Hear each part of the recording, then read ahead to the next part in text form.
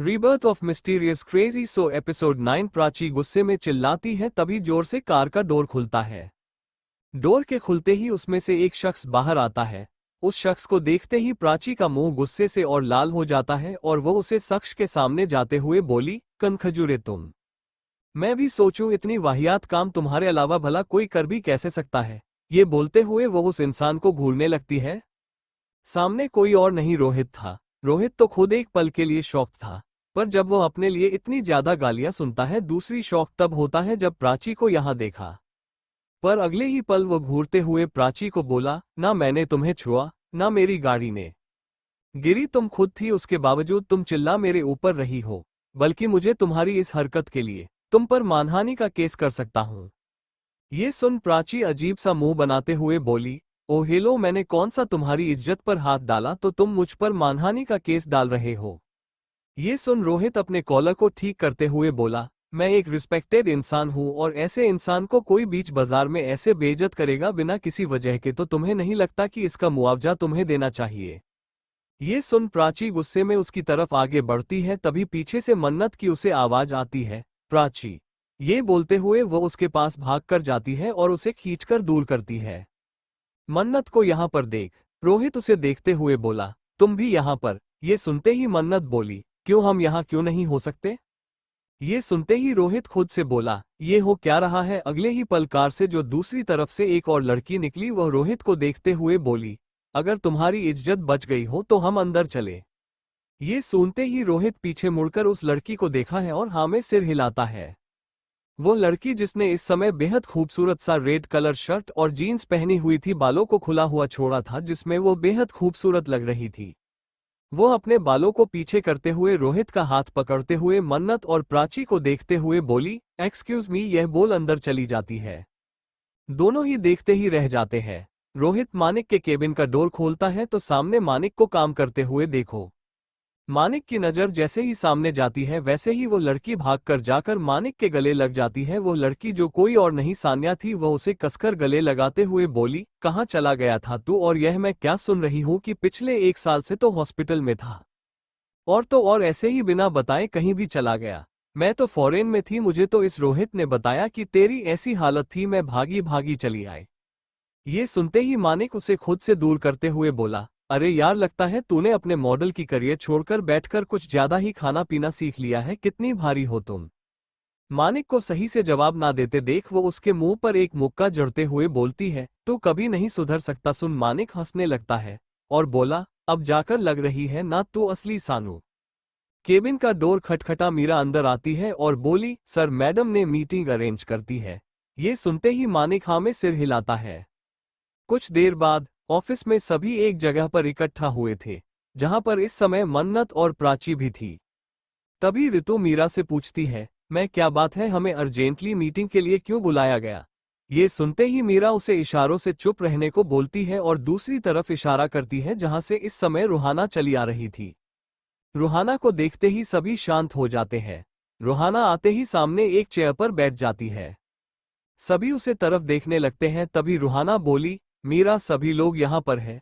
ये सुनते ही मीरा हाँ बोली तो रूहाना सभी की तरफ देख बोली, जैसा कि आप सभी को पता है कि हमारा ये कंपटीशन हमारा इंटरनेशनल लेवल पर होने वाला है और इसमें काफ़ी कई मॉडल हमारे कपड़े की डिजाइन्स को प्रेजेंट करेगी, जैसा कि इसी के साथ हमारा वह ये कहती ही है। तभी सभी की नज़र एक तरफ पड़ती है, जो उसकी बातें कोई सुन नहीं रहा था। दूसरी तरफ से मानिक उन सभी के पास आता है। मानिक जिसने कैजुअल व्हाइट शर्ट और ब्लैक रंग का ट्राउजर जो कि लॉन्ग था पहना हुआ था, जिसमें उसकी पर्सनैलिटी बेहद जबरदस्त लग रही थी, और उसने आज अपने ऊपर एक ब्लैक रंग का ओपन कोट डाला हुआ था जो उसकी स्मार्टनेस को और बढ़ा रही थी। सभी उसी की तरफ देखने लगते हैं। ये देख रूहाना मानिक को ही देखने लगती है। उन सब की नजरों में दो नजरें, एक मन्नत और एक प्राची की थी। दोनों ही मानिक को ही देखे जा रहे थे। तभी रोहित और सान्या भी वहां पर आते हैं। वो लड़की मानिक के हाथों में हाथ डालकर एक जगह बैठ जाती है। रूहाना जब ये देखी सभी का दिमाग एक जगह पर नहीं है, तो वह अपनी रखी फाइल को ब्रांच पर ही जोर से पटकती है, तो सभी का ध्यान उस तरफ चला जाता है और वह थोड़ी तेज आवाज में बोलती है, अगर आप सभी की आंखें सेकना हो गया हो तो क्या हम काम की बात करें। सभी हड़बड़ा जाते हैं। ये देख मानिक बोला, यार कब तक तुम इतनी स्ट्रिक्ट होकर काम करवाओगी, उन बेचारों का मुंह देखो कैसे तुमसे डर रहे हैं। ये सुनते ही सभी बड़े मासूमियत से मानिक को देखने लगते हैं, जैसे मानिक सच कह रहा हो और वो सब बहुत ज्यादा प्रताड़ित किए गए हो। ये देख रूहाना कुछ कहती तभी मानिक उठकर खड़ा होता है और हाथ से क्लैपिंग करते हुए बोला, गाइज मेरी तरफ देखो, प्रोफेशनल नहीं, इंटरेस्टिंग तरीके से मेरी बातों को सुनो। कोई भी घबराने की बात नहीं है। हमारा कंपटीशन इंटरनेशनल पर जरूर होने वाला है, बस इसमें हमें आप सभी का साथ चाहिए और आप सभी को अपना कमाल दिखाना है। जैसा कि हमारे कई सारी मॉडल सुंदरिया वॉक करने वाली हैं, उनके लिए आप सभी को उनके मुताबिक कपड़े की बेस्ट डिजाइन करनी है और साथ में हमारी कंपनी का महेश्वरी एंटरप्राइजेस के साथ कोलेबोरेशन हो रहा है, जिसमें वो अपने डायमंड के बिजनेस को आगे करने के लिए ज्वेलरी को हमारे मॉडल की ड्रेस के मुताबिक डिजाइन जाएगा, जिससे उनके भी कंपनी का नाम के साथ फ्रेम भी बढ़ेगा और साथ में हमारी भी कपड़े की चमक और भी ज्यादा यूनिक लगेगी। तो सिंपल सी बात है, हमारे पास सिर्फ 1 महीने का टाइम है। ये सुनते ही सभी एक दूसरे को देखने लगते हैं। तो मानिक बोला, ये कंपटीशन कुछ समय में ही होने वाली थी, बट बहुत मुश्किल से हमें ये समय मिला है, तो आप अपना सभी जलवा दिखाइए। ये सुन सभी जोश से बोले, जी सर। ये देख मानिक रूहाना को देखा और आंख मार देता है। ये देख मन्नत रूहाना को घूरने लगती है। मन्नत को रूहाना को ऐसे गुस्से में घूरते देख मान्या मानिक को हिलाते हुए मन्नत की तरफ इशारा करती है। मानिक की नज़र जब मन्नत पर पड़ती है तो वह देखता है कि जो रूहाना को बुरी तरह से घूरे जा रही है। ये देख वह खांसते हुए बोला, मिस मन्नत। यह सुनते ही मन्नत हड़बड़ा कर उठ जाती है। ये देख सभी की नज़र मन्नत पर पड़ी। तभी मानिक बोला, जैसा कि आप हमारी असिस्टेंट के साथ साथ स्पेशली ब्राइडल डिजाइन्स के लिए चुनी गई है, तो आपको मेरे साथ रहकर ही प्रोजेक्ट कंप्लीट करना है। आई होप कि आपको समझने में कोई प्रॉब्लम ना हो। ये सुन मन्नत कुछ नहीं बोली, वह बस सर हिला दी। वहीं सभी अपने अपने काम पर लग जाते हैं। प्राची तो मानिक को ही देखे जा रही थी। ये देख मानिक उसके पास आते में बोला, है ब्यूटीफुल। ये सुनते ही प्राची आश्चर्य से बोली, क्या मन्नत सच में बोल रही थी कि आप इस कंपनी के बॉस हो? ये सुनते ही मानिक मन्नत को देख बोला, अच्छा आपकी दोस्त मेरे बारे में कुछ ज्यादा ही बात नहीं करती? यह सुनते ही प्राची बेख्याली में बोली, वो तो हमेशा आपके बारे में बातें करती रहती है। ये सुनते ही मानिक बोला, अच्छा और वह क्या? ये सुनते ही प्राची बोली, यही कि आप कितने बड़े दुष्ट राक्षस। वो इतना ही बोलती है कि मन्नत उसके मुंह पर हाथ रख देती है और मुंह बनाते हुए बोली, इसका लगता है दिमाग सटक गया है। ये सुनते ही बगल में खड़ा रोहित बोला, सही कहा, दिमाग तो इसका सटक चुका है। लंच का समय होता है तो सभी अपने अपने लंच के लिए बैठे होते हैं। वही मन्नत अपनी लंच को खोलती है तो प्राची झपटते में बोली, वाह क्या लाए हैं आज, मुझे भी देख कितना अच्छा अच्छा टेस्टी खाना मेनका आंटी बनाती है। ये कह वो पराठे को चटकारे लेकर खाने लगी। वही मन्नत तो इस कंफ्यूजन में थी कि वो इस टिफिन को कैसे मानिक तक पहुंचाए। फिर वो प्राची से बोली, प्राची यह उनके लिए टिफिन है। ये सुनते ही प्राची बोली, किसके लिए? ये सुन मन्नत चिढ़कर बोली, वही तेरी क्रश के लिए, चाची ने भिजवाई है। ये सुन प्राची बोली, हाँ तो मन्नत तो दे दे।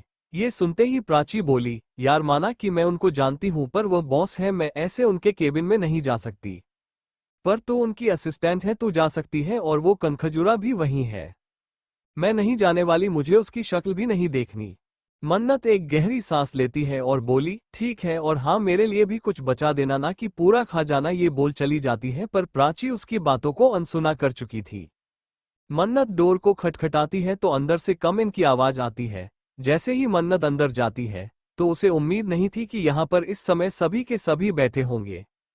इस समय रूहाना, सानिया, रोहित और मानिक चारों ही बैठे हुए थे और सभी के सामने इस समय लंच रखी हुई थी। लंच को देख मन्नत खुद से बोलती है, वाह जी, यहाँ चाची ने कहा कि यह नाराज होगा तो ये भूखा होगा, यहाँ इतना खाना खाया जा रहा है। और मैं भी सोच रही थी कल के दादाजी के डांट के बाद कितना मायूस होगा, पर यहाँ तो अलग ही माहौल चल रहा है। वो ये सब मन में सोचे जा रही थी। वही चेयर से सिर टिका मानिक तो गहरी नजर से उसे ही देखे जा रहा था। अब देखे भी क्यों ना ग्रीन रंग की लॉन्ग सूट में मन्नत खूबसूरत तो बहुत लग रही थी। उसकी वो मोटी मोटी पलके, चोटी के बावजूद चेहरे पर आ रहे बाल, उसे रात का वो पल याद आ जाता है जब उसने मन्नत के साथ बिताई थी। रात के पहर में जब उसकी नींद खुलती है तो सुबह के 3 बजे बज रहे थे।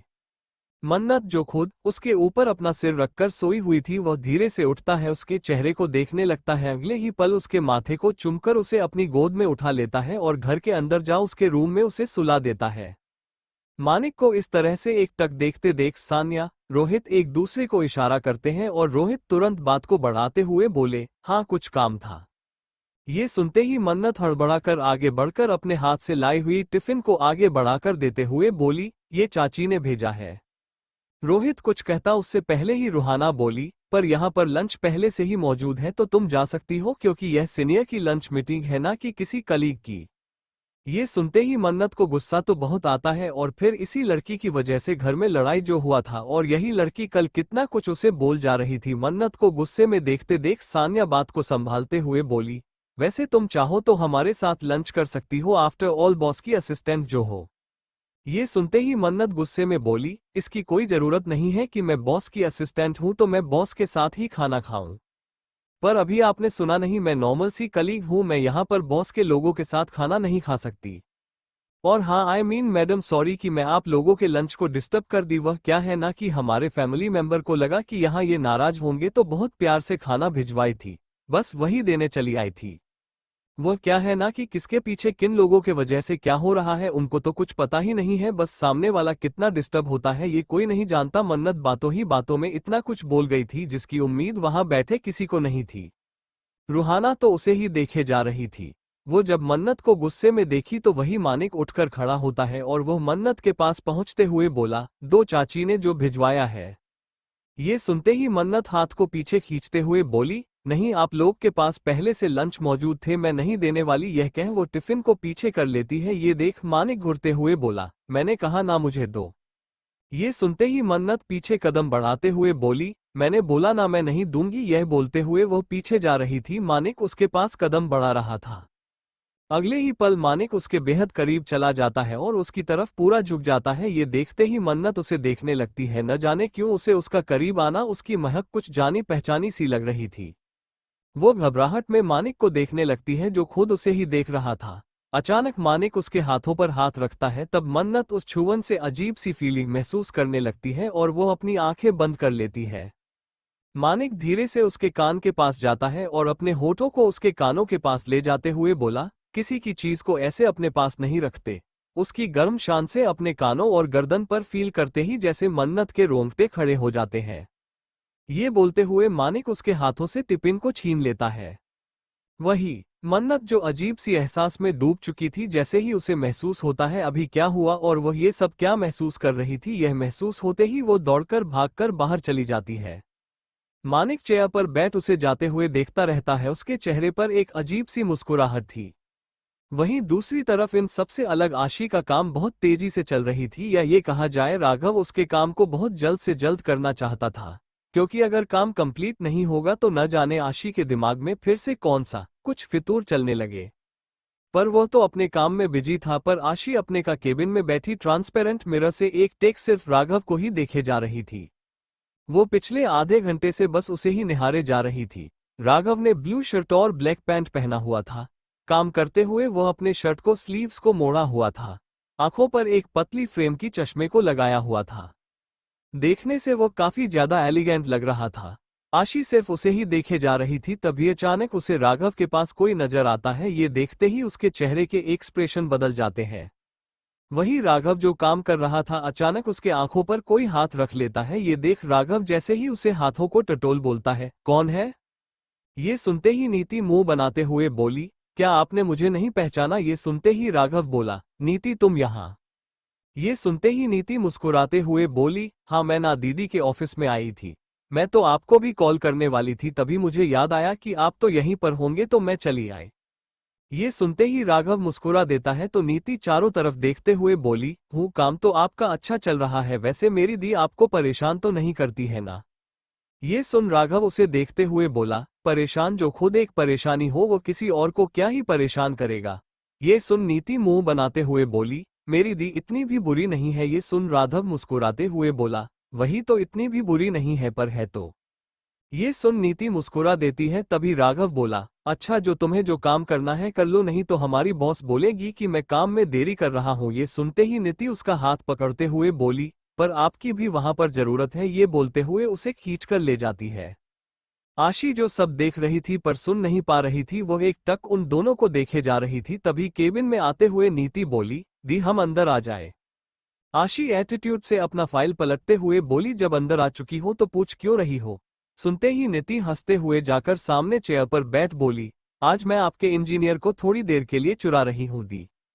ये सुन आशी उसे देखते हुए बोली, मेरी चीजों को चुराना इतना आसान नहीं है, क्योंकि मैं अपनी चीजों को छूने तक नहीं देती हूँ, तो चुराना तो दूर की बात है।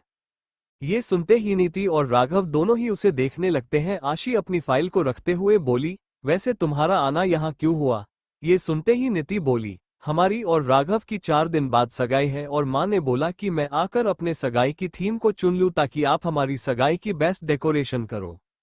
ये सुन राघव की उसे देखने लगता है। वह तो एक पल के लिए भूल चुका था कि उसकी सगाई होने वाली है। ये याद आते ही वो कुछ बोल नहीं पाता। तभी नीति राघव को देखते हुए बोली, हम दोनों ही अपनी सगाई की थीम को चुन लेते हैं। आपको पता है दीना बेस्ट वेडिंग प्लानर है।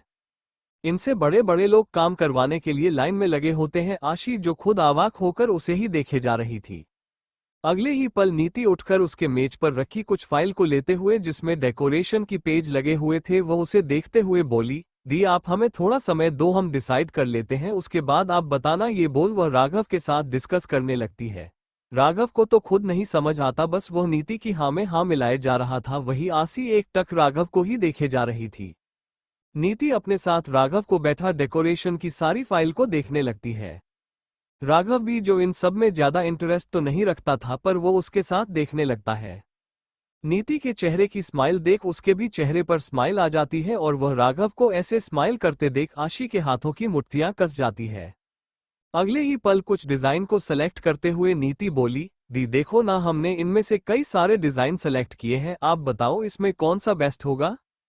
आशी राघव को देखते हुए बोली, वैसे ये तो तुम्हें अपने होने वाले हस्बैंड से पूछना चाहिए कि उन्हें क्या चीज पसंद है।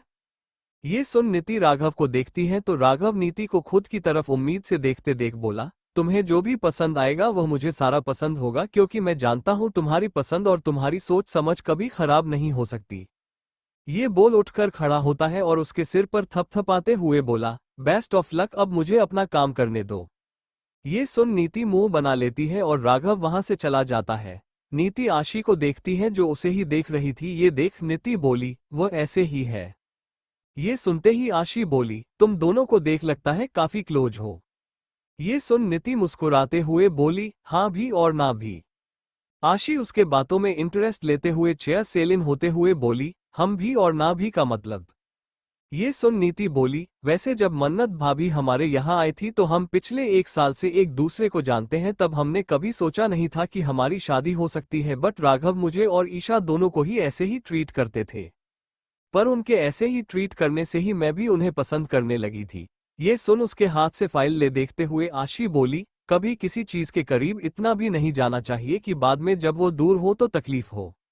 ये सुनते ही नीति बोली, पर मैंने जो चीज चाहा है भगवान ने मुझे वो हर चीज दिया है और मुझे पता है कि राघव उनमें से एक है। ये कह वो बाहर देखने लगती है। तभी आशी एक डिजाइन को सेलेक्ट कर उसे नीति की तरफ करती है तो नीति खुश होते हुए बोली, दी आप सच में बेस्ट हो, मैं तो कंफ्यूज भी थी पर आपने बता दिया, ये सच में बेस्ट है। तभी आशी उससे आगे बात बढ़ाते हुए बोली, वैसे तुमने अपनी तो पसंद बता दी, पर राघव की पसंद क्या है? आई मीन उसे किस तरह के लोग, किस तरह की लड़कियां पसंद है? ये सुनते ही नीति कुछ सोचते हुए बोली, वैसे तो राघव को लड़कियों में कभी प्रॉब्लम नहीं होती, बट उन्हें सिंपल और सादगी से देखने वाली लड़कियां ज्यादा पसंद है, जैसे मन्नत भाभी है। आशी कुछ नहीं बोलती। वहीं दूसरी तरफ कॉलेज से रूही ईशा बाहर निकलते हैं। शाम को चली थी। रूही का चेहरा थोड़ा लटका हुआ था। उसके चेहरे को ऐसे लटके देख ईशा पूछी, क्या हुआ, तू इतनी मायूस क्यों है? ये सुनते ही रूही बोली, मैं बिल्कुल अकेली हो चुकी हूँ। पहले मन्नत दी होती थी, उन्हें मैं लेकर कहीं भी चली जाती थी। अब देखना भाई की सगाई कुछ दिन में है, पर मैंने कोई भी तैयारी नहीं कर पा रही हूँ। ना ही मैं अपने लिए कपड़े सेलेक्ट कर पा रही हूँ, ना ही ज्वेलरी। मुझे तो समझ नहीं आ रहा है कि मैं कैसी दिखूंगी। उसकी यह बात सुन ईशा मुस्कुराते हुए बोली, कैसी दिखेगी का क्या मतलब है? मुझे ऐसा क्यों लग रहा है जैसे तू इसलिए परेशान है कि तुझे मानिक भाई देखेंगे या नहीं? ये देखते ही रूही गुस्से में बोली, मैं उनका भी क्या ही बताऊं, बस हर पल क्यूट क्यूट बोलते रहते हैं, यह नहीं कि मेरे में इंटरेस्ट भी दिखाएं। यार दुनिया भर की लड़कियों पर लाइन मारकर क्या फायदा जब वो मेरे पर ही लाइन नहीं मारते। ये सुन ईशा हंसते हुए बोली, हाँ वो इसलिए क्योंकि तू भाभी की बहन है। ये सुन रूही बोली, यार यहाँ तो जीजा ही साली को आधी घरवाली बना लेते हैं और यहाँ तो अच्छा खासा मौका है मुझे घरवाली बनाने का, पर यह है मान नहीं रहे। ये सुन ईशा नागवारी में हिला देती है। तभी सामने एक कार ईशा को दिखती है। ईशा की नज़र जैसे ही उस कार पर पड़ती है वो उसमें बैठे इंसान को देखने लगती है। अचानक उसके माथे पर पसीना आने लगता है। जैसे ही वो कार वाला इंसान भी ईशा की तरफ नजर करता उससे पहले ही ईशा अपना चेहरा घुमा रूही की तरफ मुंह कर लेती है। अगले ही पल एक कार उसके पास आकर रुकती है, जिसमें से अतुल की आवाज आई, ईशा जल्दी करो, मुझे तुम लोग को छोड़कर ऑफिस भी निकलना है। ईशा जैसे ही अतुल की आवाज सुनती है वो तुरंत कार में बैठ जाती है। ये सब देख रही है रूही ना समझी में देखने लगती है। वही अतुल चिढ़कर बोला, तुम्हें क्या अलग से कहना पड़ेगा। रूही भी तुरंत उसमें बैठ जाती है और कुछ ही देर में कार उनके वहां से निकल जाती है। उस कार के निकलते ही उस सामने कार में बैठा एक शख्स भी उस कार को जाते हुए देखा, पर अगले ही पल वो अपने फोन पर बात करने लगता है। जब से मन्नत का आना जाना और प्राची का कम हुआ था तब से अतुल ही ऑफिस जाते समय ईशा को छोड़ता था। रूही भी अकेले स्कूटी से नहीं आती थी, वह भी बस से आती थी। कभी कभी अतुल उसे उसके घर के पास वाले बस स्टैंड पर छोड़कर ईशा को लेकर निकल जाता था। वही अतुल के ऐसे बोलने पर रूही का पूरा मूड चिढ़ा हुआ था। वो इस समय आगे ही बैठी थी। वह अचानक उसकी तरफ मुड़ते हुए बोली, क्या तुम्हें लड़कियों से कैसे बात करनी चाहिए ये किसी ने सिखाया नहीं। ये सुनते ही अतुल जो गाड़ी ड्राइव कर रहा था वो उसके मुड़ता है और बोला, लड़की कौन लड़की। यह सुनते ही पीछे ईशा थोड़ी डिस्टर्ब थी, वो अचानक उन दोनों की तरफ देखने लगी। तभी रूही गुस्से में बोली, लड़की मैं लड़की नहीं दिखती। यह सुनते ही अतुल उसे ऊपर से नीचे देखते हुए बोला, तुम्हारे हरकतों के साथ साथ कपड़ों को भी देखकर कहीं से लगता नहीं कि तुम लड़की हो। ये सुन रूही अजीब सा मुंह बनाते हुए बोली, कमी मुझमें नहीं कमी तुम में है। और क्या है ना, आज तक तुमने कभी मेरी जैसी बला की खूबसूरती को अच्छे से देखा ही नहीं है। दरअसल हमेशा रूही टॉमबॉय की तरह ही कपड़े को पहनती थी। अतुल उसको इग्नोर करते हुए बोला, मैं गाड़ी ड्राइव कर रहा हूं और मैं तुम्हें इंटरेस्ट लेना भी नहीं चाहता, और वैसे भी बददिमाग लड़की में कोई कौन ही इंटरेस्ट लगा। ये सुनते ही रूही बड़े गुरूर से बोली, तुम्हें इंटरेस्ट लेने की जरूरत भी नहीं है। कुछ समय बाद मैं तुम्हारी भाभी जो बनने वाली हूं। भाभी। यह सुनते ही अतुल आंखें बड़ी कर उसे देखा है और अगले ही पर जोर जोर से हंसने लगता है। अतुल बहुत कम ही हंसता और बोलना था उसकी बातें, पर उसे हंसी इतनी जोर से आई कि उसकी हंसी रुक नहीं रही थी। ये देख रूही चिढ़ते हुए बोली, क्या हुआ, तुम हंस क्यों रहे हो, मैंने कोई चुटकुला नहीं सुनाया। ये सुन अतुल अपने हंसी को कंट्रोल कर बोला, अगर तुम ये सोच रही हो कि मानिक तुमने कभी इंटरेस्ट लेगा तो यहाँ तुम्हारी बहुत बड़ी गलती है। उनके फ्लर्ट को तुम प्यार समझने की गलती मत करना। पहले ही तुम्हें वार्न कर रहा हूं, कहीं ऐसा ना हो मुंह छुपाकर तुम्हें रोना पड़े। ये बोल वो हंसते हुए गाड़ी को ड्राइव करने लगता है। वही जैसे ही यह बात रूही सुनती है उसे चुप सी जाती है। वो अपना चेहरा दूसरी तरफ कर लेती हूँ और उसकी आंखों से आंसू गिर जाता है। अब तक उसने जितनी बार भी कहा था कि उसे मानिक में इंटरेस्ट है, सभी को लगा कि वो सिर्फ मजाक कर रही है। पर सच तो यही था कि उसे मानिक अच्छा लगता था, या ये भी कह सकते हैं उसे मानिक से अट्रैक्शन था। पर इतने खुले तौर पर अतुल का ये कहना कि मानिक कभी पसंद नहीं कर सकता, उसे ऐसा लगा उसमें कुछ ऐसी कमी है जिसे वो उसे पसंद नहीं कर सकता। अचानक उसे इस तरह चुप होता देख अतुल एक बार उसे देखा है, अगले ही पल मुंह फेर कर गाड़ी ड्राइव करने लगता है। वही ईशा सुनकर भी कुछ बोल नहीं रही थी, उसका दिमाग में तो कुछ और ही चल रहा था। वो अपना सिर सीट से टीका लेती है। वही शाम को ऑफिस से निकलते हुए मानिक की नज़र अकेले खड़ी मन्नत पर पड़ी, जो ऑटो आने का इंतजार कर रही थी। प्राची को कुछ काम की वजह से वो थोड़ी अर्जेंट में निकल गई थी। उसने तो मन्नत को छोड़ने को कहा था, पर मन्नत ने उसे जाने को कहा। वो चुपचाप खड़ी इधर उधर देख रही थी।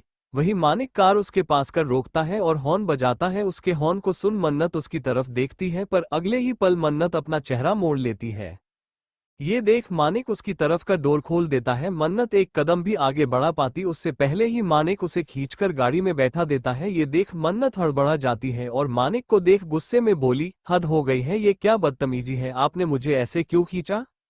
ये सुनते ही मानिक कुछ नहीं बोला। अगले ही पल मानिक को लॉक कर गाड़ी आगे बढ़ा देता है। ये देख मन्नत चीरते हुए बोली, मैंने आपसे कुछ पूछा, आपने मेरे साथ ऐसी हरकत क्यों की। मानिक जो कुछ दूरी पर ऑफिस से निकल गया था वो कार रोकता है और वो बोला, अपनी सीट बेल्ट लगाओ। ये सुनते ही मन्नत चिढ़कर बोली, मैं नहीं लगाऊंगी, पहले आप बताओ और मुझे उतारो। ये सुन मानिक अगले ही पल आगे बढ़ता है और उसकी सीट बेल्ट को खींचकर लगाने लगता है। उसके ऐसा करते ही मानिक जो उसके बेहद करीब आ चुका था, इतना करीब कि मन्नत की दिल की धड़कन बढ़ गई थी और वो उसे देखने लगी। मानिक को फील होता है कि मन्नत उसे देख रही है। ये देखते ही उसके चेहरे पर स्माइल आ जाती है और अगले ही पल वो दूर होकर सीट पर बैठते हुए बोला, ऐसे मत देखा करो, गलत बात। ये बोल गाड़ी ड्राइव करने लगता है। वही मन्नत जब ये सुनती है तो हड़बड़ा जाती है और वह अपनी नजरें इधर उधर करते हुए बोली, मैं आपको नहीं देख रही थी। यह सुन मानिक कुछ नहीं बोलता और गाड़ी ड्राइव करते हुए दूसरी तरफ निकल जाता है। ये देख मन्नत बोली, ये घर का रास्ता नहीं है। ये सुन मालिक बोला, चलो मैं तुम्हें एक अच्छी सी जगह पर ले चलता हूँ। ये सुन मन्नत कुछ बोलती उससे पहले ही मानिक बोला, तुम कितना भी रो लो चिल्ला लो, करना तो मुझे वही है जो मुझे करना है। ये सुन मन्नत बड़बड़ाते हुए बोली, दुष्ट, दोनों किसी की बात मानते हैं, जो मेरी बात मानेगा। ये कह वो अपना सिर टिका लेती है। आधे घंटे की ड्राइव करने के बाद मानिक गाड़ी को एक स्ट्रीट फूड की तरफ रोकता है। जैसे ही मन्नत सामने का नजारा देखते हैं उसके मुंह में पानी आ जाता है और वह मानिक की तरफ देखती है जो उसे ही देखकर मुस्कुरा रहा था। ये देखते ही मन्नत नजर फेर लेती है तो मालिक बोला, तुम्हें खाना है? ये सुन मन्नत बोली, मुझे भूख नहीं है। ये सुनते ही मानिक गाड़ी को ड्राइव कर लेता है। ये देखते ही मन्नत को जैसे रोना आ जाता है। आज ऑफिस में भी उसने कुछ नहीं खाया था, उसे भूख तो जोरों की लगी थी, सुबह का ही खाया, अब शाम हो चली थी। वही मानिक जैसे ही मन्नत के आंखों में अब आंसू गिरने को देखा, वो गाड़ी एक साइड होता है और मन्नत को देख बोला, मैं गाड़ी को एक साइड पर कर रहा था, नहीं तो पुलिस आती तो डंडे बरसाने लगती। मन्नत कुछ नहीं बोली तो मानिक उसका चेहरा अपनी तरफ करता है। मन्नत उसे देखने लगी तो मानिक उसके आंसुओं को पोंछते हुए बोला, ऐसे मत रोया करो, अच्छा नहीं लगता। मन्नत उसे देखने लगती है। अगले ही पल मानिक कुछ दूर होते हुए बोला, चलो। मन्नत भी कुछ नहीं बोलती और बाहर निकल जाती है। काफी देर तक वह अपनी हर पसंद चीजों को खाती जा रही थी और मानिक कार से टिककर देखे जा रहा था। वही मन्नत तो अपने धुन में गोलगप्पे को लाकर मानिक की तरफ करते हुए बोली, आप खाएं, ये बहुत टेस्टी है। ये सुनते ही मानिक बोला, मैं लड़कियों को शौक नहीं पालता। ये सुन मन्नत मुंह बना लेती है और बोली, पर लड़कियों में इंटरेस्ट रखते हैं ना? ये सुन मानिक बोला, मैं लड़कियों में इंटरेस्ट रखता हूं, ना कि उनके शौक में।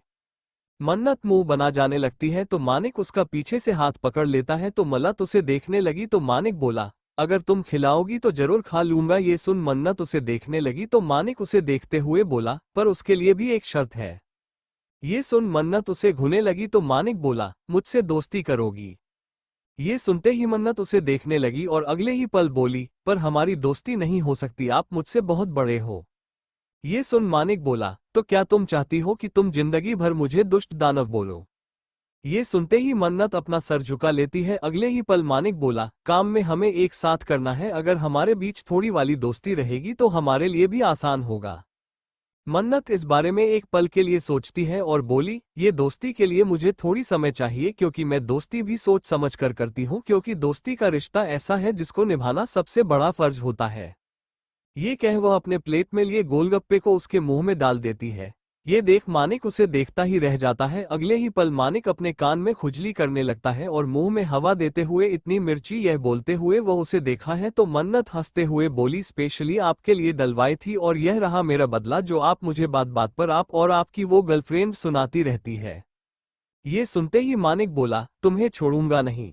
ये सुन मन्नत जीभ दिखाते हुए बोली, याद रखना दोस्ती में ये सब जायज होता है। ये बोल पानी पूरी वाले के पास चली जाती है। मानिक भी दौड़ कर जाता है, पानी पूरी वाले से बोतल ले पानी पीने लगता है, पर उसके मुंह से तीखापन जा ही नहीं रहा था। ये देख मन्नत उसके सामने एक और गोलगप्पे देती है तो मानिक उसे घुरता है तो मन्नत बोली, यह मीठी वाली है। ये सुन मानिक बोला, मुझे तुम पर विश्वास नहीं है। ये सुन मन्नत बोली, एक बार विश्वास करके दे लो। मानिक वैसे ही उसके हाथ से मुंह में अपने डाल लेता है। उसके उंगलियों की छुवन होठों से होकर गुजरती है, जिससे मन्नत को एक अजीब सा एहसास और वह अपने हाथ खींच लेती है। ये देखते हुए मानिक बोला, ये सच में मीठी है। मन्नत कुछ नहीं बोली। ऐसे ही लगभग शाम के 7:30 बज चुके थे। ये देख मन्नत बोली, रात काफी हो चली है, हमें घर पर चलना चाहिए। मानिक हाँ में सिर हिलाया। इन सब में मन्नत भूल चुकी थी कि वैदेही ने उसे मानिक से दूरी बनाने को बोला था, पर यहाँ तो उनके दोस्ती की शुरुआत होने वाली थी, जो आगे अलग ही पड़ाव होने वाला था। मानिक गाड़ी में बैठता है और गाड़ी ड्राइव करने को ही होता है, अचानक उसके फोन पर एक कॉल आता है। फोन वो तुरंत रिसीव करता है तो उधर से किसी लड़की की रोने की आवाज आती है। मानिक के हाथों की मुट्ठियां कस जाती है और वह गुस्से में अपना फोन वहीं पटक देता है। ये होते ही मन्नत एक पल के लिए काम जाती है। अगले ही पल मानिक गाड़ी तेज चलाने लगता है। मानिक गाड़ी तेज चलाते हुए किसी दूसरी तरफ मुड़ जाता है। मानिक को ऐसे देख मन्नत तो जैसे बहुत कुछ पूछना चाहती थी, पर उसके ऐसे बदले वहव से डर जाती है। वही आधे घंटे की ड्राइव के बाद मानिक अपनी गाड़ी रोकता है और अपनी नज़र मन्नत की तरफ करता है, जो सहम कर बैठी हुई थी। मन्नत को देखते हुए मानिक खुद को कंट्रोल कर बोला, आज हम कहीं डिनर पर आए हुए हैं। ये देख मन्नत हैरान हो जाती है। उसके पहले तो मानिक गुस्से में था, फिर अचानक डिनर उसे समझ नहीं आया। मन्नत बहुत कुछ पूछना चाहती थी, पर तभी मानिक गाड़ी से बाहर निकल मन्नत की तरफ का डोर खोल देता है। मन्नत गाड़ी से उतरती है। उसकी नज़र सामने जाती है एक खूबसूरत से बिल्ला, जो कि ज्यादा बड़ा तो नहीं था पर बेहद खूबसूरत था। उस घर में जाता है और धड़ाम से दरवाजा खोल देता है। मन्नत अंदर जाती है तो सामने का नजारा देख हैरान हो जाती है। सामने राजस्व रूहाना का हाथ पकड़े खड़ा था। मन्नत कभी राजस्व को देखती तो कभी रूहाना को। वही मानिक के चेहरे पर एक अजीब से मुस्कान थी राजस्व को देखकर। वही दरवाजा खुलने पर राजस्व डोर की तरफ देखा। जैसे ही उसकी नजर मन्नत पर पड़ी, वो हड़बड़ा कर रूहाना का हाथ छोड़ देता है और मन्नत को देख बोला, तुम यहाँ पर। मन्नत हड़बड़ाते हुए राजस्व को देखती है और खुद को सवाल करने से नहीं रोक पाती। आप यहाँ? ये सवाल तो मुझे आपसे पूछना चाहिए कि आप यहाँ पर क्यों हैं? वही रूहाना की जैसे ही उसकी नजर मानिक पर पड़ी, वो खुद को बहुत मुश्किल से कंट्रोल करती है। राजस्व के चेहरे पर पसीने आ जाते हैं। ये देख मानिक बोला, राजस्व माहेश्वरी, मैंने तो मन्नत को अपनी दोस्त से मिलाने लाया था, पर आप भी यहाँ पर मौजूद होंगे इसका मुझे अंदाजा नहीं था। ये सुनते ही राजस्व के हाथों की मुठियां कस जाती है और वो उसे देखते हुए बोला, मैं बिजनेस के सिलसिले में मिस रूहाना से कुछ बात करने आया था। मानिक उसे देखते हुए बोला, कितनी अजीब बात है, उस कंपनी का बॉस मैं हूँ और मिलने आप मिस रूहाना से आ रहे हैं। ये सुन राजस्व अपने लाल आंखों से मानिक को देखते हुए बोला, मेरी अब तक जितने भी मीटिंग हुई है मिस रूहाना के साथ हुई है, तो यदि मुझे कुछ भी डाउट था तो मुझे इन्हीं से करना था, है ना मिस रूहाना? वही रूहाना को देखा तो रूहाना तो सिर्फ मन्नत को ही देखे जा रही थी और कभी राजस्व को। अगले ही पल मानिक बात बदलते भी बोला, स्वीट हार्ट, अगर तुम्हें कोई प्रॉब्लम ना हो तो आज रात का डिनर हम तुम्हारे घर पर करें प्लीज। मेरा ना मनपसंद खाना बनाना तुम्हारे हाथों का खाया हुआ न जाने कितने समय हो गए हैं। रूहाना उसे देखते हुए बोली, मैं तुम्हारी यहाँ कोई कुक नहीं हूँ जो मैं तुम्हारे लिए खाना बनाऊं। ये सुनते ही मानिक बच्चों के जैसा मुंह बनाते हुए बोला, प्लीज ना बना दो ना। ये सुन रूहाना कुछ नहीं बोली और किचन में चली जाती है। वही मानिक मन्नत को देखते हुए बोला, मन्नत, अगर तुम मेरी स्वीट हार्ट की थोड़ी हेल्प कर दो तो हम जल्दी ही यहाँ से निकलेंगे। मन्नत हिचकिचाते हुए किचन में चली जाती है। उसके जाते ही मानिक उठकर खड़ा होता है और राजस्व के पास जाते हुए उसके कॉलर को ठीक करते हुए बोला, आज के बाद यदि मुझे पता चला कि आप मेरी जान परेशान करने के लिए यहाँ पर आते हो तो मुझे 1 मिनट के भी समय नहीं लगेगा आपके दादाजी के सामने आपकी पोल खोलने में और आपकी बीवी के सामने भी। क्या हो जब आपकी बीवी खुद ये बताएं कि उसका पति किसी और लड़की के पास जाता है और ऐसे में दादाजी आपको आपके वसीयत से ही निकाल फेंकेंगे। राजस्व गुस्से में उसे देखते हुए बोला, तुम ऐसा कुछ नहीं कर सकते। ये सुनते ही मानिक एक अजीब से मुस्कुराहट के साथ बोला, मैं ऐसा कर सकता हूँ। ये सुनते ही राजस्व मानिक को देखते हुए बोला, भूलना मत, एक दिन मेरे हाथ में ऐसा आएगा कि मैं तुम्हें पूरी तरह से बर्बाद करूंगा। ये सुनते ही मानिक एक अजीब से स्माइल के साथ बोला, बर्बाद तो तुम बहुत पहले से करना चाहते हो पर अफसोस कर नहीं पाए। अब तक तो मैं चुप था, सोचो जब मैं बर्बाद करने पर आया तब तुम्हारा क्या हाल होगा। राजस्व उसे गुस्से में देखा और मन्नत को आवाज लगाता है, मन्नत। मन्नत जो किचन में जाने की हुई होती है वो हड़बड़ा कर उसे देखती है तो राजस्व बोला, मैं घर जा रहा हूँ, अगर तुम्हें चलना हो तो। ये सुन मन्नत मानिक को देखती है। अगले ही पल राजस्व आगे बढ़कर मन्नत का हाथ पकड़कर उसे लेकर वहां से चला जाता है। जाते हुए मानिक और रूहाना दोनों ही देखते रह जाते हैं। उन दोनों के जाते ही मानिक उठकर खड़ा होता है और किचन में रूहाना के पास आता है, जो किचन में चुपचाप खड़ी सब्जी को कट करने की कोशिश कर रही थी, पर उसे हो नहीं रहा था। उसके हाथ हल्के से कांप रहे थे। ये देख मानिक उसके हाथ से चाकू को ले स्लैब पर रखता है और उसे खुद की तरफ कर कंधे से पकड़कर कहता है, क्यों तुम कमजोर हो जाती हो उस इंसान के सामने? क्यों तुम भूल जाती हो कि तुम कौन हो? क्यों आखिर तुम उसे इंसान को खुद पर हावी होने देती हो? ये सुन रूहाना की आंखों से आंसू बह जाते हैं और वह मानिक के गले लग जाती है। मानिक उसके पीठ को सहलाते हुए बोला, टेंशन ना लो, अब वो तुम्हें कभी परेशान नहीं करेगा क्योंकि उसे तुमसे भी ज्यादा इंपॉर्टेंट उसे उसके लालच में है और वह अब ऐसा करने से पहले 100 बार सोचेगा। रूहाना कुछ नहीं बोली। वही रात काफी हो चली थी। राजस्व की गाड़ी माहेश्वरी बिला रुकती है। वही कब से इंतजार कर रही वैदेही जो हाल में ही बैठी थी, क्योंकि आज मन्नत का भी कोई अता पता नहीं था। जैसे ही दोनों को साथ में अंदर आते हुए देखते हैं तो उसके चेहरे पर एक सुकून सा बिखर जाता है। मन्नत एक नजर वैदेही को देख अपने कमरे में चली जाती है। वहीं राजस्व को देख वैदेही उसके पास आते हुए बोली, अगर आपको मन्नत को कहीं घुमाने भी ले जाना था तो आपको घर पर बता देना चाहिए था। आपको पता भी है हम कब से परेशान थे।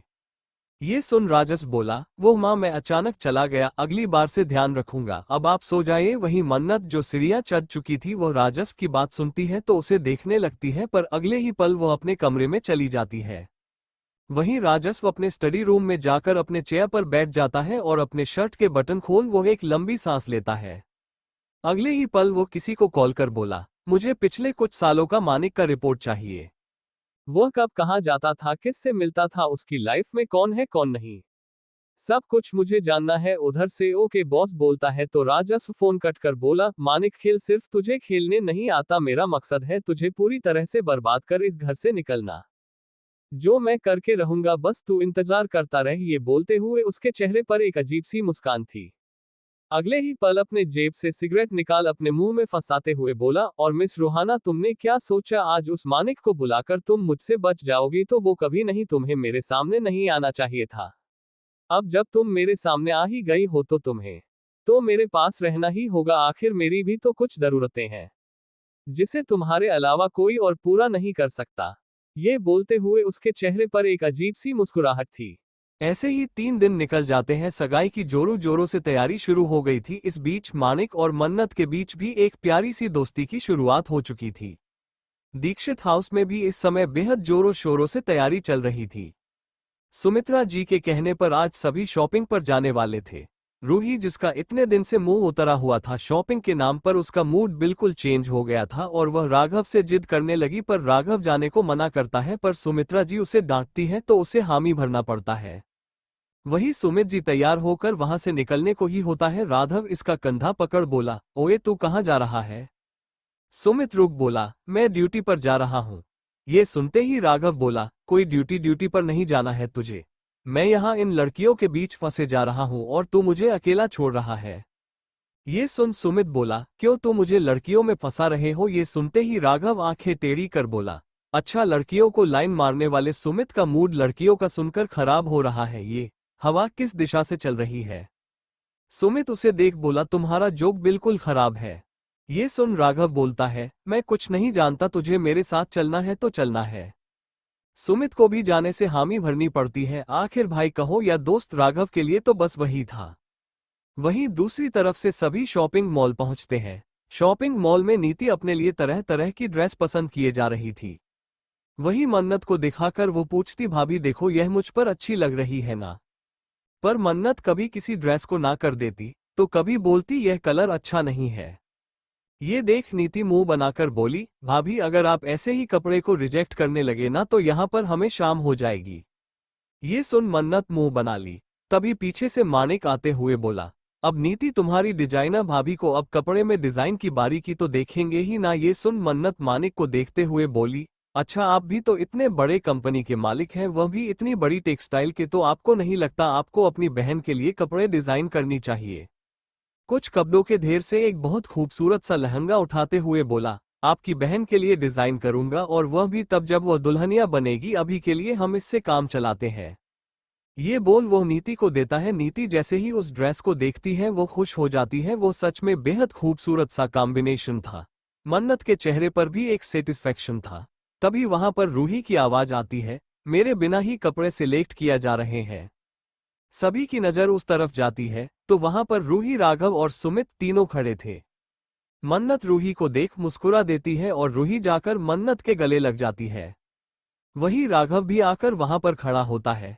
तभी सुमित की नजर जैसे ही नीति पर पड़ी जो अपने लहंगे को देख खुश हुए जा रही थी, ये देख उसके चेहरे पर मुस्कान आ जाती है और खुद से कहता है, प्यो वाली स्माइल। तभी नीति की नजर भी सुमित पर पड़ती है तो उसे देखकर वो मुंह बना देती है। ये देख सुमित को हंसी आ जाती है। तभी मानिक वहां आते हुए बोला, तो जमाई जी आपके कपड़ों का खर्चा तो मुझे उठाना है, तो चलिए आपको जो पसंद आए आप बस उसे एक बार मुझे बता दे। ये सुन राघव बोला, उसकी जरूरत नहीं है। तभी मन्नत वहां आते हुए बोली, नहीं भाई, माँ ने बोला है कि आपके कपड़ों का हमें ही पे करना है और नीति के कपड़ों का आपको पे करना होगा। ये सुन राघव हाँ में सिर हिला देता है। ये देख मानिक आंखें छोटी कर खुद से कहा, बहन की बात बड़ी जल्दी मान ली। कुछ देर बाद सभी शॉपिंग में लगे रहते हैं। तभी मन्नत की नजर एक स्टैचू पर पहने एक गाजरी पिंक कलर की एक साड़ी पर पड़ी, जो दिखने में हल्की पर उतनी ही ज्यादा खूबसूरत। उसकी बॉर्डर पर बेहद खूबसूरत सा नक्काशी किया गया था। मन्नत उसके पास जा उस साड़ी को छूकर देखने लगती है। उसके चेहरे पर एक स्माइल आ जाती है। तभी वो जैसे ही उस साड़ी के प्राइस को देखती है 2.5 लाख, वो तुरंत उस साड़ी को छोड़ देती है और वो आगे बढ़ जाती है। पर मानिक की नज़र मन्नत के इस हरकत पर पड़ चुकी थी और वो मुस्कुरा देता है। वही नीति अपने ड्रेस को पहन बाहर आती है तो देखी है सभी इधर उधर हो चुके हैं। वो अपने लहंगे को उठा मुंह बनाते हुए बोली, अब मैं किसे दिखाऊं। ये सुनते ही वहां पर आते हुए सुमित बोला, अजी आपके देखने के लिए मैं यहाँ पर पहले से ही हाजिर हूँ। उसे देखते ही नीति मुंह बनाते हुए बोली, आ गया फिर से लाइन मारने। सुमित हंसते हुए बोला, वैसे कहना तो नहीं चाहता पर फिर भी कही देता हूँ, आसमान से उतरी हुई कोई परी लग रही है। नीति प्राउडली बोली, वह तो मैं बचपन से ही सुंदर हूँ। ये सुन सुमित हाथ बांध हुए बोला, कुछ ज्यादा ही घमंड नहीं है नीति जी। ये सुन नीति बोली, बिल्कुल नहीं। तभी नीति की नजर सामने वाले रूम से निकलते हुए राघव पर पड़ी, जो बेहद खूबसूरत सा शेरवानी पहनकर निकलता है। उसकी नजर तो उस पर ही टिक जाती है। ये देख सुमित अपनी कदम पीछे ले लेता है और राघव के पास जाते हुए बोला, वो बरखुदार एंगेजमेंट में ये हाल है तो शादी में क्या धमाल मचाएंगे। राघव उसे देख बोला, बकवास मत कर, यह मुझे लूज है। तभी मन्नत आते हुए बोली, लूज है तो ये परफेक्ट हो जाएगी, पर यह आप पर सबसे अच्छा है। कुछ देर बाद रूही ईशा सभी शॉपिंग अपने लिए करते हैं और मन्नत घर के लोगों के लिए भी शॉपिंग करती है। मन्नत घर जाने को निकलती है तभी मानिक उन सभी को घर पर छोड़ता है।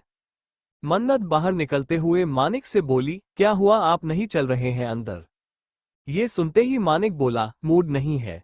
ये सुनते ही मन्नत बोली, फैमिली बहुत मुश्किल से मिलती है और यदि फैमिली में कुछ कोई कह दे तो उस बात को दिल पर नहीं लगाते, और खास तर तब जब वो लोग अपने हो। ये सुन मानिक मुस्कुराते हुए बोला, जी दोस्त साहिबा। ये सुनते ही मन्नत बोली, पर मैंने तो आपको भी दोस्त माना ही नहीं। ये सुनते ही मानिक बोला, पर हमने तो आपको मान लिया है। वैसे मुझे याद आया, मैं पिछले 3 दिन से अपने रूम को वैसे ही छोड़कर गया हूँ। अगर आपको बुरा ना लगे तो मेरा कमरा जरूर साफ कर दीजिएगा। मन्नत थोड़ी हैरानी से, पर आप अपने कमरे में तो किसी को जाने नहीं देते। ये सुनते ही मानिक बोला, आपकी तो बात ही अलग है। ये बोल वो गाड़ी लेकर निकल जाता है। अब तक ईशा और सभी अंदर चले गए थे। मन्नत मुस्कुराते हुए पीछे मुड़ती और जाने लगती है। जाते हुए ही उसकी नज़र सामने खड़ी वैदेही पर पड़ती है तो वो ठिठक जाती है। जैसे ही मन्नत की नज़र वैदेही पर पड़ती है वो ठिठक जाती है। वैदेही को देख मन्नत उनके पास जाकर खड़ी होती है तो वैदेही उसे देखकर बोली, सारी शॉपिंग हो गई। यह सुन मन्नत हाँ में सिर हिलाई और अंदर जाने लगी। तभी वैदेही बोली, राजस्व कहाँ है। ये सुनते ही मन्नत उसे देख बोली, मुझे नहीं पता माँ। अगले ही पल वैदेही बोली, मानिक कहाँ पर है। सुनते ही मन्नत बोली, उन्होंने कहा था कि वो सगाई वाले दिन आएंगे। वो इतना ही कहती है कि चुप हो जाती है। वैदेही मन्नत को देखते हुए बोली, कितनी अजीब बात है ना, तुम्हें यह नहीं पता कि तुम्हारा पति कहाँ पर है, पर तुम्हें अपने देवर की सारी खबर है।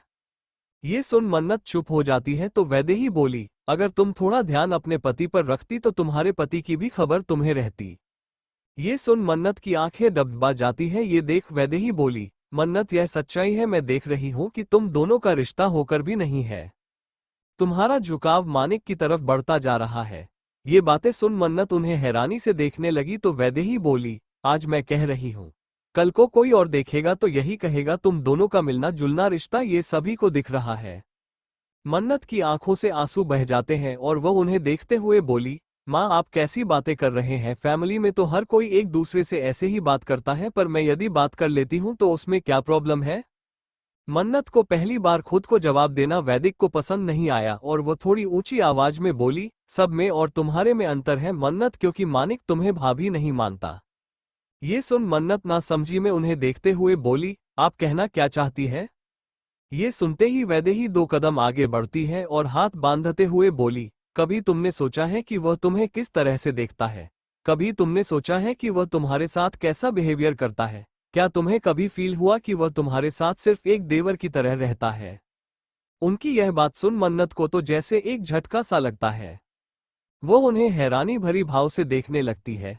तभी वैदेही उसकी तरफ मुड़ते हुए बोली, मैंने तुमसे पहले ही कहा था मानिक से अपनी दूरी बनाकर रखो। इससे ज्यादा कुछ सुन नहीं पाती और दौड़कर अपने कमरे में भाग जाती है। कमरे में जाते ही वह अपने बालकनी में जाकर फूट फूट कर रोने लगती है। वो अपने मुंह पर हाथ रख लेती है। आज ये सब वैदेही का इस तरीके से बोलना उसे तकलीफ दिए जा रहा था। उसके मन में वैदेही की सारी बातें चल रही थी कि मानिक उसे किस नज़र से देखता है। ये बोलते हुए वह आंखें बंद करती है तो उसे मानिक का खुद के करीब आना, खुद के करीब खींचना, उससे बातें करते हुए उसे देखना, उसे ये सारी हरकत याद आती है तो वह अपने मुंह पर हाथ रख लेती है और वह अपने सर को दीवार से टिकाते हुए रोते हुए बोली, माँ पर मैं उनके लिए कुछ फील नहीं करती। मैं तो किसी और के लिए ये कहते हुए अपनी आंखें बंद कर लेती है और उसे वही शख्स का वह आंखें जो उसकी जहन में बसी हुई थी, उसके साथ बिताए हुए पल सब याद आने लगते हैं। मन्नत की भी कैसी किस्मत थी जिसे वह समझ रही थी कि वह उससे प्यार नहीं करती, उसी के परछाई से वह अपना दिल लगा बैठी थी। अभी तो एक वैदेही खड़ी थी, अभी आगे चलकर उसके साथ क्या होने वाला था ये किसी को नहीं पता था। ऐसे ही सगाई का दिन भी आ ही जाता है। सगाई के रस्म को जोरों शोरों से मनाया जा रहा था। आखिर इस घर की बेटी की जो सगाई थी, आशी ने जो डेकोरेशन करवाया था उसे देख लोग काफी ज्यादा इम्प्रेस थे और आशी के काम की सराहना भी कर रहे थे। वहीं आशी अपने काम को बहुत मन से किए जा रही थी। वहीं दूसरी तरफ अंदर मेनका के पांव ही नहीं टिक रहे थे। वह चारों तरफ बस कभी खाने पीने की चीजों को तो कभी व्यवस्थाओं को देख रही थी। तभी वह मन्नत को देखते हुए बोली, मन्नत तुम अभी तक तैयार नहीं हुई और तुम अभी भी इधर ही फंसी हुई हो। जाओ, मेहमान आने वाले हैं और भूलो मत तुम इस घर की बड़ी बहू हो। ये सुन मन्नत मेनका के कंधे पर हाथ रखते हुए मुस्कुराते हुए बोली, हाँ चाची, मुझे पता है कि मैं नीति की भाभी हूँ और अभी मुझे भाभी वाले फर्ज निभाने हैं, फिर कुछ देर बाद मुझे एक नंद का फर्ज निभाना होगा। ये सुन मेनका उसके माथे को चूम लेती है। तभी अतुल वहां आते हुए बोला, भाभी देखो ना, मेरे कोट के बटन टूट गए हैं, प्लीज इसे स्टिच कर देना। ये बोलते हुए वो मुंह बनाने लगता है। ये देख मन्नत हंसने लगती है और वह उसे कोट उतारने को बोली तो अतुल बोला, मैं कोट नहीं उतारने वाला, नहीं तो सिकन आ जाएगी। ये सुन मन्नत बोली, अच्छा रुकिए। ये बोल ड्रॉ से सुई धागा निकल उसके बटन को स्टिच करने लगती है। वही दादी आवाज लगाते हुए बोली, मन्नत बेटा, देने वाला सामान जो मैंने तुम्हें कहा था वह सारी इकट्ठा हो गई है। मन्नत बटन को लगाते हुए बोली, हाँ दादी, मैंने कर दिया है। ये सुनते ही दादी बोली, और पूजा वाली सामग्री? यह सुन मन्नत बोली, उसे भी मैंने कर दिया है, जो भी आपने कहा है। दादी मुस्कुराते हुए बगल में बैठे वैदेही से बोली, देखा, तुम्हारी बहू ने सारा काम पूरा संभाल लिया है। ये सुन वैदेही मुस्कुरा देती है और मन्नत को देखती है जिसके चेहरे पर एक बड़ी सी स्माइल थी। उसने सोचा था कि उसकी बातों से मन्नत हट हुई होगी, पर उसे मन्नत मुस्कुराती हुई ही दिखाई दी। वही ईशा आते हुए बोली, भाभी देखिए, आपके लिए पार्सल आया है। ये सुन मन्नत बटन के धागे तोड़ते हुए बोली, ईशा मेरे रूम में रख देना, मैं चेक कर लूंगी क्या है। अतुल जब अपने कोट को ठीक देखा है तो मन्नत के गाल खींचते हुए बोला, आप सच में काफी टैलेंटेड हो। मन्नत अपने गाल को सहलाती है और वह मुंह बना लेती है। अतुल हंसते हुए बाहर डेकोरेशन की चीज देखने चला जाता है। मेनका अपने पति प्रेम को देखते हुए बोली, जब से मन्नत आई है तब से अतुल भी उसके सामने किसी बच्चों की तरह हो जाता है ना, नहीं तो हमेशा सीरियस ही पड़ा रहता है। ये सुन प्रेम जी मुस्कुराते हुए बोले, हाँ मैं भी यह चीज नोटिस की है। मेनका मन्नत को देखते हुए बोली, बस मैं चाहती हूँ मेरी भी बच्ची ऐसे ही अपनी गृहस्थ जीवन में पूरी तरह से रम जाए। राघव से अच्छा उसके लिए कोई लड़का नहीं हो सकता। ये सुन प्रेम जी उन्हें अपने साइड से गले से लगा लेते हैं। ऐसे ही शाम हो जाती है, सारे मेहमान वाले भी आना शुरू हो जाते हैं। गाड़ियां बाहर एक एक कर रुकने लगती है। वही मन्नत नीति के कमरे में जाती है तो उस लहंगे में जिसको उसने सिलेक्ट किया था, नीति पर हल्का सा मेकअप किया गया था जिसमें वो बेहद खूबसूरत लग रही थी। नीति को देख मन्नत मुस्कुराते हुए बोली, मेरी भाभी तो कितनी सोनी लग रही है। ये बोल हंसने लगती है। नीति बोली, भाई आप आ गए। भाई सुनते हैं मन्नत पीछे मुड़ती है तो पीछे मानिक खड़ा था। मानिक को देख नीति खड़ी हो जाती है और जाकर उसके गले लग जाती है। मन्नत जैसे ही मानिक को देखती है उसे फिर से वही सब वैदेही की बातें याद आ जाती है। ये याद आते ही मन्नत वहां से धीरे से निकल जाती है। मानिक उसे जाते हुए देखता ही रहता है। तभी मानिक अपने साथ लाया हुआ एक बॉक्स नीति को देता है। नीति जैसे ही उस बॉक्स को खोलती है उसकी आंखें हैरानी सी बड़ी हो जाती है और वो उसे देखते हुए बोली, भाई ये तो हीरो का ब्रेसलेट था। जिसे देख नीति बोली, यह मेरे लिए है। ये सुनते ही मानिक उसके माथे को चूमते हुए बोला, यह मेरी प्यारी सी बहन के लिए। नीति के चेहरे पर बड़ी सी स्माइल आ जाती है और वो उसके गले लग जाती है। तभी मानिक बोला, अभी तुम तैयार हो, कुछ देर में तुम्हारे दूल्हे राजा आने वाले हैं, मैं अभी आता हूँ। ये बोल मानिक हड़बड़ाते हुए बाहर निकल जाता है। ये देख नीति हंस देती है। मानिक देखा मन्नत तेजी से आगे बढ़ रही है, वो दौड़ कर जाता है और मन्नत का हाथ पकड़ पीछे से वो एक कमरे में खींच लेता है। ये जैसे ही होता है मन्नत हड़बड़ा जाती है और वो झटके से मानिक को दूर कर देती है। मानिक उसका ये बिहेवियर देख उसे देख बोला, क्या हुआ? ये सुनते ही मन्नत गुस्से में बोली, यह क्या हरकत है? ये सुन मानिक ना समझी में देखते हुए बोला, क्या हरकत, मैंने क्या किया? ये सुन मन्नत उसे गुस्से में देखते हुए बोली, कुछ नहीं, ये बोल जाने लगती है। तभी मानिक फिर से उसका हाथ पकड़ लेता है। उसके ऐसा करने से मन्नत चीड़ और गुस्से से बोली, मेरा हाथ छोड़िए। ये सुनते ही मानिक बोला, पहले मेरा जवाब दो। ये सुन मन्नत बोली, जरूरी नहीं कि मैं आपके हर सवालों का जवाब दूं। ये सुन मानिक उसका हाथ पकड़ते ही उसके करीब आते हुए बोला, पर मुझे जवाब चाहिए। कुछ दिन पहले हमारे बीच जब सब ठीक था तो अचानक तुम्हारा मूड उखड़ा हुआ क्यों है? ये बोलते हुए मानिक उसके करीब आ रहा था। मन्नत उसी को देखने लगती है। अगले ही पल वो गुस्से में अपना हाथ छुड़ाते हुए बोली, सिर्फ इसीलिए मैं आपसे बात नहीं करना चाहती क्योंकि आप अपनी सीमा को लांघते हैं। ये बात बात पर हाथ पकड़ना, ये सब मुझे अच्छा नहीं लगता। ये बोल मन्नत की आंखें भर जाती है और वो वहां से जाने लगती है। अगले ही पल मानिक उसके कमर में हाथ डाल उसे झटके से खुद के करीब खींच दीवार से लगा देता है और उसके बेहद करीब आ जाता है। ये होते ही मन्नत की सांसें तेज हो जाती है। मानिक उसको कमर से ही पकड़े अपने ऊपर खींचते हुए बोला, क्यों, तुम्हें मेरा करीब आना अच्छा नहीं लगता? पर तुम्हारी आंखों से देखकर ही पता चलता है कि तुम। वो इतना ही बोलता है कि मन्नत गुस्से में उसे दूर धकेलते हुए बोली, डोंट टच मी मानिक जी, भाभी हूँ आपकी, अपनी लिमिट क्रॉस मत करिए। मानिक जी, आप भूल रहे हैं कि हम रिश्ते में क्या है, ये बात क्यों भूल जाते हैं आप? और इस तरह से मुझे बिल्कुल भी छुआ मत करिए। उसके ऐसा कहते हैं मानिक उसे झटके से छोड़ उससे दूर हो जाता है। ये होते ही मन्नत उसे देखने लगी। तभी मानिक ऊंची आवाज में बोला, जाओ यहां से। ये सुन मन्नत उसे देखती है तो मानिक जोर से बोला, मैंने कहा यहां से जाओ। उसकी इतनी गुस्से भरी आवाज सुन मन्नत भाग जाती है। वही मानिक गुस्से में हाथ दीवार पर मारते हुए बोला, क्या कहा तुमने? मेरा करीब आना तुम्हें अच्छा नहीं लगता? मैंने सोचा कि तुमसे दोस्ती के हाथ बढ़ाऊंगा, तुम्हें खुद के प्यार में रगूंगा, पर लगता है तो प्यार की भाषा समझ ही नहीं पाए। Just wait and watch. Mannat तुम्हें कैसे खुद के करीब कर तुम्हें अपने लिए पागल करना है, यह मुझे अच्छे से आता है। ये कह वो वहां से चला जाता है। मन्नत अपने कमरे में जाती है तो उसके आंखों से एक बूंद आंसू गिर जाते हैं। शाम हो चली थी। नीचे सभी गाड़ियां लगातार रुकी और दीक्षित परिवार वहां पर आता है। स्वागत के लिए सभी लोग खड़े थे। बेहद भव्य तरीके से उनका स्वागत होता है। कुछ देर बाद सभी वहां पर जो एक खूबसूरत सा स्टेज बनाया गया था वहां पर सभी अपने चेयर पर बैठते हैं। राघव भी वही एक जगह पर बैठता है। सभी आज के इवेंट के भी तारीफ किए जा रहे थे। वहीं दूसरी तरफ मन्नत के हाथ में एक साड़ी था। यह वही साड़ी था जो उसने मॉल में देखी थी। उसके लिए एक कुरियर आया था जिसमें ये साड़ी थी जो उसे अनजान शख्स ने भेजी थी। मन्नत की आंखें दबदबाई हुई थी। वो समझ नहीं पा रही थी वो इस साड़ी को पहने भी या ना पहने। न जाने क्यों उस दिन वैदेही की बातों ने उसे पूरी तरह से झकझोर दिया था। वो उस साड़ी को ले जाकर अलमीरा में रख देती है। उसकी आंखों से आंसू बह चले थे और वो अपने लिए एक दूसरी साड़ी निकालती है और उसे पहन लेती है। साड़ी को पहनते वक्त वह अपने चेहरे को आईने में देखे जा रही थी। माथे पर बिंदी, होठों पर हल्की सी लिपस्टिक। जब बारी सिंदूर की आती है तो वो उस सिंदूर को गौर से देखने लगती है।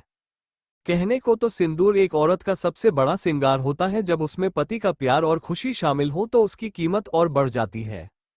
पर उसे तो इस सिंदूर का सही अर्थ नहीं समझ आया कि वो किस हक से पहन रही है। क्या सिर्फ शादी होने से? फिर उसे वैदेही की बातें, फिर राजस्व की बातें, उसे हक देने की सारी बातों को याद करते हुए वो अपनी आंखें बंद करती है और उस सिंदूर को पूरी गहरी लाल अपने माथे पर सजा देती है, जैसे वो इस सिंदूर से दिखाना चाहती हो कि वो शादीशुदा है। कुछ देर बाद वह नीति के कमरे में जाती है तो नीति पूरी तरह से रेडी थी। नीति को मन्नत ईशा दोनों ही लेकर नीचे जाते हैं। नीति जब नीचे उतरती है तो दीक्षित परिवार के लोग देख उनके चेहरे पर स्माइल आ जाती है। नीति बेहद खूबसूरत लग रही थी। उसे राघव के साथ खड़ा कर दिया जाता है। पर वही दो लोगों की आंखें भी मन्नत को देखी जा रही थी। एक खुद राघव था जो मन्नत को ऐसे सिंगार में देख वह उसे देखे जा रहा था जो बेहद खूबसूरत लग रही थी। बालों में जुड़ा, कानों में झुमके, माथे पर बिंदी, स्लीवलेस ब्लाउज, रेड कलर की साड़ी जो उसकी खूबसूरती को बढ़ा रही थी। वही मानिक की आंखों में गुस्सा था। आखिर उसने मन्नत के लिए जो साड़ी भिजवाई थी, मन्नत ने वह नहीं पहनी थी। मन्नत को ये लगा कि वह मानिक को रिजेक्ट कर सकती है, पर उस अनजान शख्स को नहीं जिसके बाहों में आने से उसे सुकून सा मिलता है। मन्नत के पास प्राची आकर खड़ी हो जाती है और उसकी तारीफ करते हुए बोली, अरे वाह, तू तो एकदम छा गई। यह सुन मन्नत बस मुस्कुरा देती है। वही मन्नत की नजर रोहित पर पड़ी जो एक तक तिरछी नजरों से प्राची को ही देखे जा रहा था।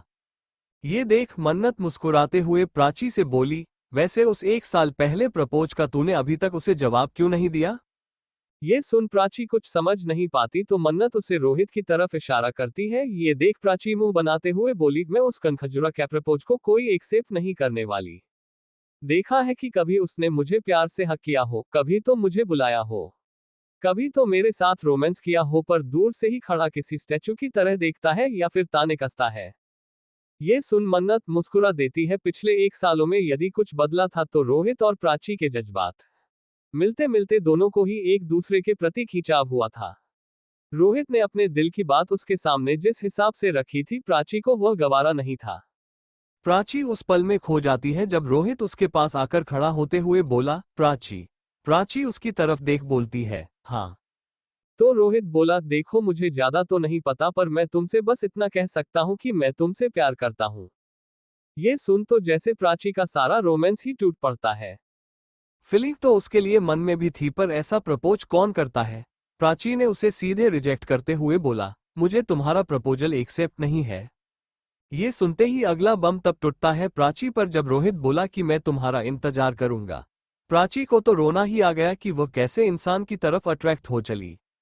वो मानिक के बारे में बात कर रोहित को जेलस फील करवा अपने लिए कुछ तो चाहती थी जो रोहित ना कर सका। ये सब सोचते हुए वह अपना सर झटकती है और रोहित को देखी तो रोहित अपना सिर घुमा लेता है। ये देख प्राची जोर से अपना पैर पटक कर वहां से मन्नत की तरफ चली जाती है। ये चीज जब रोहित देखा तो उसके चेहरे पर मुस्कान आ जाती है। Thank you for listening. मुझे उम्मीद है आपको ये स्टोरी पसंद आई होगी। अगर आपको पसंद आई है तो प्लीज लाइक और कमेंट करना ना भूलें और मोर स्टोरीज के लिए सब्सक्राइब करें। मिलते हैं नेक्स्ट वीडियो में।